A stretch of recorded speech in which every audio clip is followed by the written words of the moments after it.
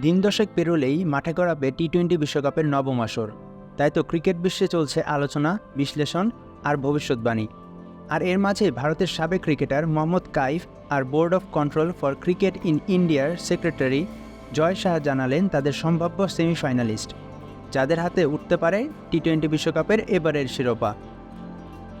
আগামী 2 জুন যুক্তরাষ্ট্রে এবং ওয়েস্ট ইন্ডিজের যৌথ আয়োজনে অনুষ্ঠিত হবে টি-20 বিশ্বকাপ।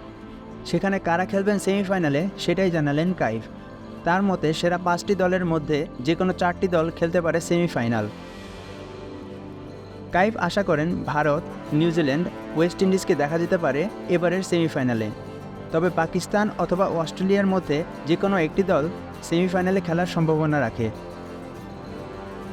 এই বিষয়ে তিনি বলেন, যে কোনোভাবেই নিউজিল্যান্ড বিশ্বকাপে শীর্ষ 4-এ তাদের জায়গাটা ঠিকই করে নেয়। তাই আপনি নিউজিল্যান্ডকে এত সহজে বাদ দিতে পারেন না। তবে আমি নিশ্চিত নই পাকিস্তান আর অস্ট্রেলিয়ার মাঝে কে যাবে শীর্ষ 4-এ। তবে পাকিস্তান গেলে তাদের সাথে আমাদের সেমিফাইনাল অথবা ফাইনালে দেখা হতে পারে। ভারত পাকিস্তানের ফাইনাল হলে সত্যিই তা অসাধারণ হবে। আবার বিসিসিআইয়ের সেক্রেটারি জয় শাহর সম্ভাব্য দলগুলো প্রায় একই। তার মতে ভারত 2বারের বিশ্বকাপ জয়ী ওয়েস্ট ইন্ডিজ আর অস্ট্রেলিয়া ছাড়াও সেমিফাইনাল দেখা যেতে পারে নিউজিল্যান্ডের। তবে তার করা সম্ভাব্য তালিকায় ছিল না গতবারের চ্যাম্পিয়ন আর রানার্স আপরা। জয় শাহ বাদ দিয়েছেন পাকিস্তান আর ইংল্যান্ডকে। এই বিষয়ে তিনি বলেন, আমার মতে শীর্ষ 4-এ থাকবে ভারত, অস্ট্রেলিয়া, নিউজিল্যান্ড আর ওয়েস্ট ইন্ডিজ। কেননা তারা টি-20তে বেশ ভালো করছে।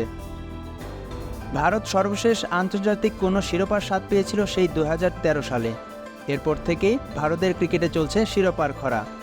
ভারতের সাবেক ক্রিকেটার কাইফের মতে এবার ঘুচতে চলেছে সেই অপেক্ষা। কেননা অন্যান্যবারের তুলনায় এবারে ভারতের স্কোয়াড তুলনামূলক শক্তিশালী।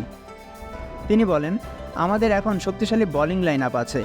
এবার কুলদীপ যাদব, অক্ষর প্যাটেল, রবীন্দ্র জাদেজা আর যুজবেন্দ্র চাহালের মতো বোলার রয়েছে দলে। তাছাড়া জাসপ্রীত বুমরা হতে পারে এবারের আসরের অন্যতম সেরা বোলার। 5 জুন আয়ারল্যান্ডের বিপক্ষে মাঠে নেমে ভারত তাদের 2024 টি-20 বিশ্বকাপের যাত্রা শুরু করবে। পাকিস্তান এবং ভারত এবারের বিশ্বকাপে একই গ্রুপে অবস্থান করছে। তবে হাই ভোল্টেজ ম্যাচে চিরপ্রতিদ্বন্দ্বী পাকিস্তানের মুখোমুখি হবে 9 জুন। সেসব উত্তেজনাপূর্ণ মুহূর্তের সাক্ষী হতেই অধীর আগ্রহে অপেক্ষা করছে ক্রিকেট পাগল কোটিপ্রেমী। মাশরাফি খান সাকিন, খেলা 71।